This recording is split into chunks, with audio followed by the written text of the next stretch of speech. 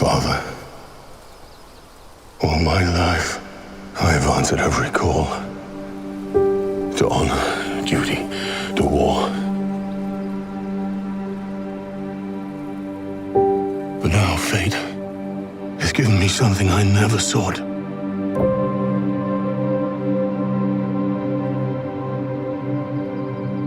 A child.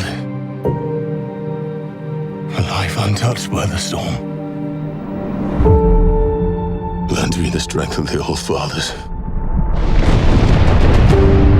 so that I may fight once more, defeat one more enemy, and return home to her, not as a warrior, but as warmth, to teach her not battle, but stillness, the kind I never knew. Please, Father, heed my words.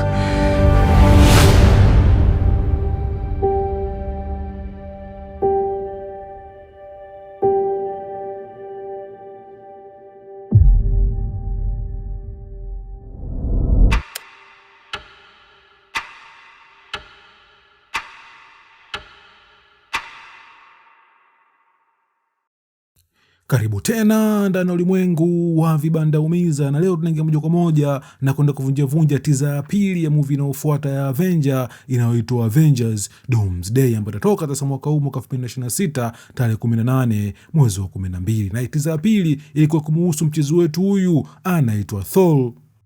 Na hapa Thor alikuwa akipiga maombi fulani hivi akiongea na baba yake mzazi, na vile vile tunafahamu kitu kimoja kwamba baba yake mzazi anaitwa Odin alifariki dunia. Ila katika ulimwengu wa MCU unapokufa sasa, umeona katika mythology mbalimbali unakuwa unahama kutoka ulimwengu mmoja kuelekea katika ulimwengu mwingine. Mfano mzuri kabisa kama tulivyoona katika ile movie ya kwanza kabisa ya Black Panther, umeona mpaka hapo, yani Black Panther wote waliokufa wale, umeona walikuwa kiishi katika ulimwengu mwingine kabisa tofauti na ulimwengu wetu. Na vile vile pia sasa katika Nordic mythology, umeona kama wewe ulikuwa kimwamini huyu Mungu anaitwa Odin, umeona, na vile vile pia ulikuwa kama ni mtu mzuri fulani hivi according to Nordic mythology, unakuwa unaama na sasa, umeona kutoka ulimwengu wetu wa kawaida na kuingia moja kwa moja katika ulimwengu mwingine au mbingu yao hii wanayoita Valhalla. Kama tulivyoona vile vile, umeona huyu Odin alipokufa aliingia moja kwa moja sehemu ya Valhalla, na vile vile pia kama tulivyoona katika movie ya Thor Love and Thunder, vile vile pia ni mwanadamu wake Jen alipofariki dunia aliingia pia katika ulimwengu unaoitwa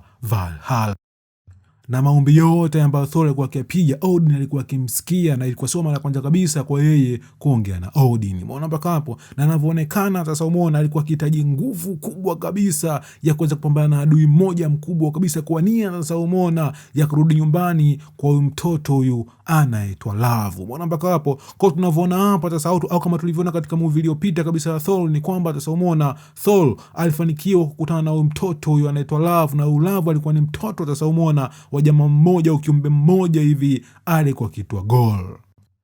Na adui mkubwa kabisa ambaye Thor alikuwa akimzungumzia hapa kwa mwingine alikuwa ni Dr. Von Doom. Umeona mpaka hapo, kwa inavyoonekana kama tulivyoona katika teaser ya kwanza kabisa Captain America inavyoonekana, yani umeona hawa viongozi wa Avenger, umeona walikuwa kiprotect watoto wa aina fulani. Umeona mpaka hapa, na vile vile tunaona vile vile pia Thor, umeona alikuwa akijaribu kumprotect huyu mtoto anaitwa Love. Umeona mpaka hapa, na kwa washikaji sasa ambao wamesahau ile movie ya Love and Thunder, ni kwamba sasa, umeona huyu mtoto huyu alikuwa ni mtoto wa Gorr, na vile vile pia katika movie ya mwisho kabisa, yani Thor pamoja na Love walikuwa katika mishemishe fulani hivi za kuprotect alien ndani ya galaxy, na vile vile kama tulivyoona kwamba udogo Love alikuwa na nguvu fulani hivi ya eternity aka milele. Kwa tunaona hapa, umeona udogo Franklin katika ulimwengu wa Fantastic Four na pia alikuwa na nguvu fulani ambayo Dr. Von Doom alikuwa akihitaji. Na je, sasa umeona katika movie yetu ya Avengers Doomsday kunaweza kuwa mkubwa kabisa Dr. Von Doom, na pia sasa akawa anamtaka huyu mtoto anaitwa Love. Kumbuka mtoto anaitwa Love kama tulivyoona katika ile movie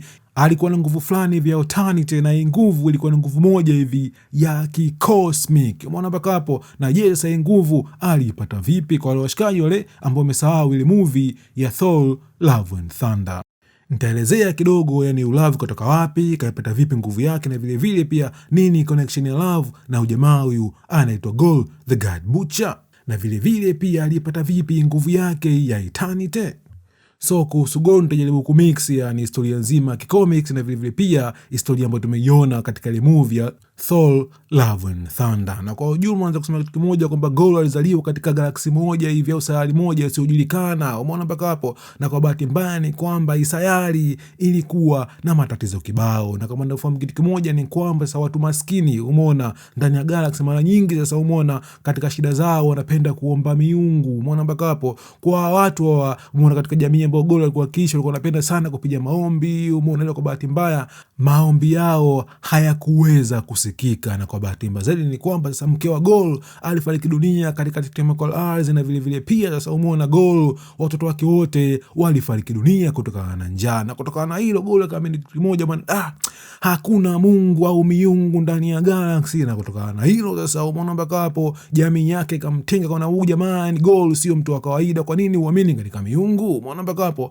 Ila siku moja sasa, umeona, akiwa jangwani akikaribia kufa, aliona mpambano kati ya miungu miwili. Umeona mpaka hapo, Mungu mmoja wa rangi ya dhahabu pamoja na Mungu mmoja hivi anaitwa Nol. Umeona mpaka hapo. Na huyu Mungu anaitwa Nol tumeona vizuri kabisa, umeona, katika ulimwengu wa MCU kwamba ni Mungu mmoja ambaye aliumba viumbe hivi vinavyoitwa symbiote. Umeona mpaka hapo. Na symbiote mmoja maarufu kabisa ambaye tumemuona katika ulimwengu wa MCU si mwingine alikuwa akiitwa Venom. Umeona mpaka hapo. Na kutokana na hilo sasa, katika mpambano kati ya Nol pamoja na Mungu wa dhahabu huyu, umeona mpaka hapo, Nol alikuwa ameishiwa nguvu kabisa. Umeona mpaka hapo. Na vile vile pia ni kwamba sasa Nol alikuwa na panga moja hivi linaloitwa All Black Necro Sword. Umeona mpaka hapo. Na ili panga sasa, umeona, kadri Nol alipokuwa anazidi kuishiwa nguvu, ili panga lilikuwa likijitenga sasa kutoka kwa Nol na kuingia moja kwa moja katika himaya ya jamaa wetu anaitwa Gol. Umeona mpaka hapo, kwa sababu lipanga ilikuwa linapenda sana yani kufidi au kuchukua mwili ambao ulikuwa na darkness, na kipindi ambacho Gol sasa roho yake ilikuwa ishakuwa nyeusi. Na kutokana na hilo sasa,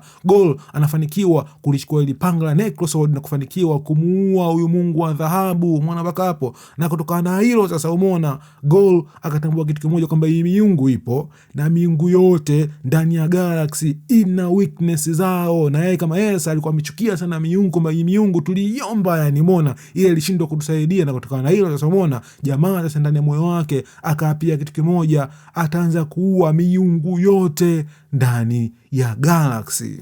Na kutokana na hilo sasa, Gol akaanza safari yake, umeona, ya Mungu mmoja baada ya Mungu mwingine. Na kutokana na hilo, ndani ya ulimwengu wa MCU tunamuita Gol the God Butcher, yani Gol muuaji wa miungu. Na kutokana na hilo tunafahamu kitu kimoja katika ulimwengu wa MCU, Thor naye pia ni mungu according to Norse mythology. Umeona mpaka hapo. Na kutokana na hilo ni kwamba sasa Thor kama Thor lazima aje kuwa victim au jamaa anaitwa Gol, kama tulivyoona sasa katika movie yetu ile ya Thor Love and Thunder. Na kama tulivyoona sasa, umeona mpaka hapo, Gol aliwa miungu mingi sana kwa zaidi ya miaka 1000, na kwa bahati mbaya ni kwamba miungu iko mingi sana ndani ya galaxy. Umeona mpaka hapo. Kwa hiyo kama yeye akaamua kitu kimoja, njia pekee ya kuua miungu yote ilikuwa lazima sasa aende katika sehemu moja ndani ya galaxy au ndani ya cosmic, umeona, tunaita eternity. Umeona mpaka hapo. Asa eternity ndani ya multiverse, umeona, ulimwengu wa cosmic ni sehemu moja hivi, umeona, katika multiverse ambayo ina nguvu ya kicosmic, na ukifika hapo sasa utakuwa na uwezo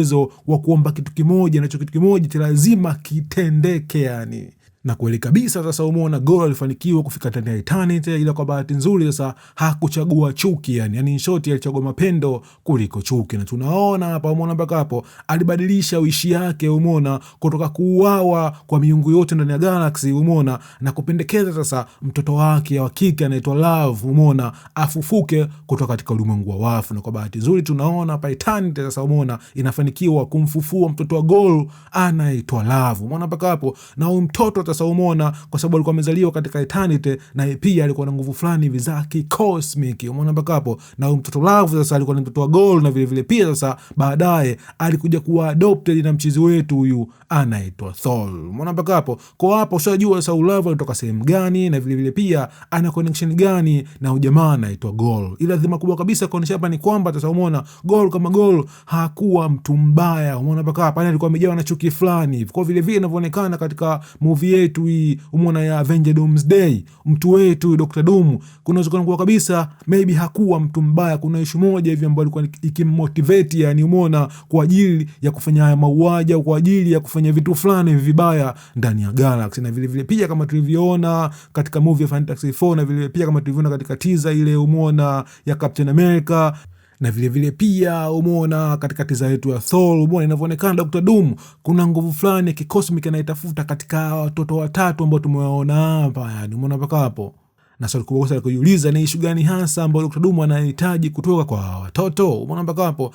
Na kiuhalisia yani hatuna majibu ya maswali, na kwa tiza inayofuata ya X-Men tukutane tena baadaye. Stay tuned.